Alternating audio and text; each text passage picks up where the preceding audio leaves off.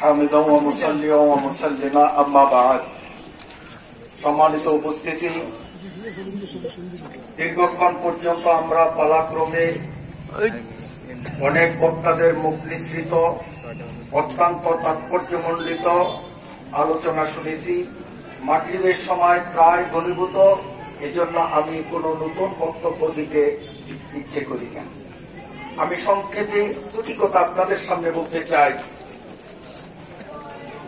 গত 5 তারিখ বাংলাদেশের মানুষ দীর্ঘ 16 বৎসর পরাধীনতার জাতাকল থেকে একটা নতুন স্বাধীনতা উপহার পেল।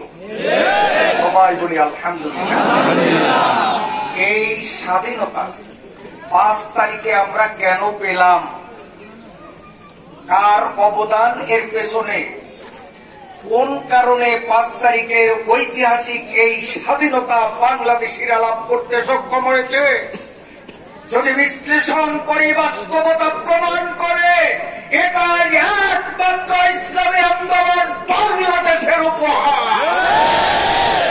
তার কারণ বৈষম্য বিরোধী ছাত্র আন্দোলন যেভাবে জেগে উঠেছে, 5 তারিখে ইসলামী আন্দোলন স্বৈরাচার সরকারের কারফিউ ভঙ্গ করে নায়েবে আমির মুফতি সৈয়দ ফয়জুল করিমের নেতৃত্বে লক্ষ জনতা যদি সেদিন মাঠে নামতেন, আমার মনে হয় আজও বাংলাদেশ স্বাধীন হতো না। যদিও স্বাধীনতার আন্দোলনের ডাক দিয়েছে ছাত্র জনতা, কিন্তু এই স্বাধীনতাকে চূড়ান্ত পর্যায়ে উপনীত হয়েছে একমাত্র ইসলামী আন্দোলনের মাধ্যমে।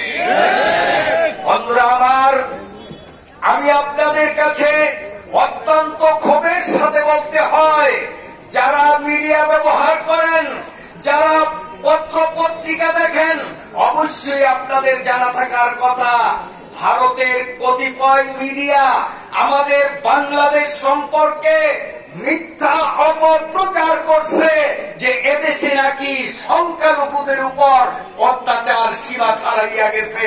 আসলে এটি কি বাস্তব না অবাস্তব?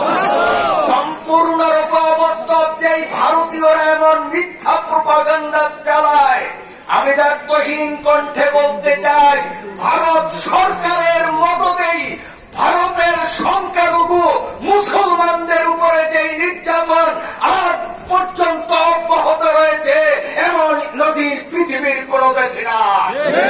সেই নির্লজ্জ ভারতের মিডিয়া কিভাবে আমাদের এই শান্ত বাংলাদেশ নিয়ে কুমন্তব্য করছে, এজন্য আমরা সেসব ভারতীয় মিডিয়াকে শতবার নিন্দা জানাই।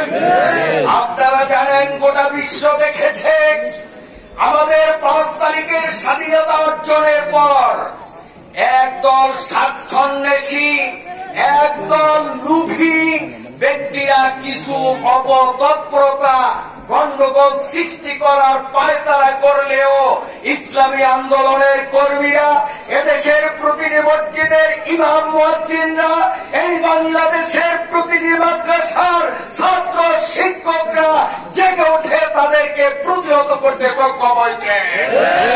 অতএব আগামী দিনেও কোন স্বার্থান্বেষী মহল যদি কোথাও আক্রমণের কুচিন্তায় থেকে থাকেন, আপনারা সাবধান হন, আপনারা কিন্তু আমাদের নিয়ন্ত্রণের বাইরে নন।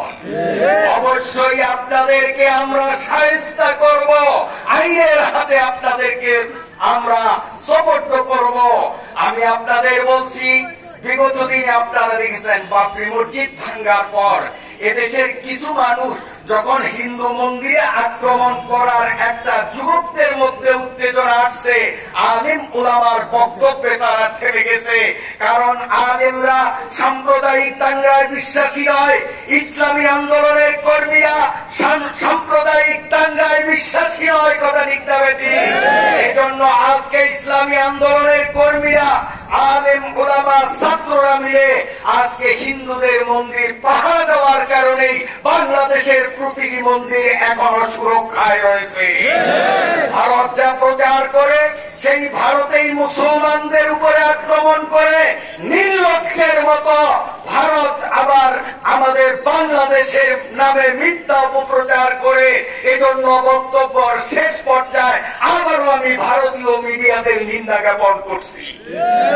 সংগ্রামী ভাই বন্ধুরা, দেশের শান্তি শৃঙ্খলা সমৃদ্ধি অটুট থাকুক, এটাই আমাদের ইসলামী আন্দোলনের প্রতিটি কর্মীর মূল টার্গেট। কি বলেন আপনারা?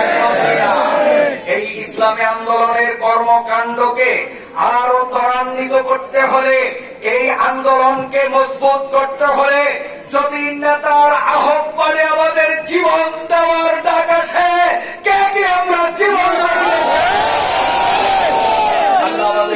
করুন।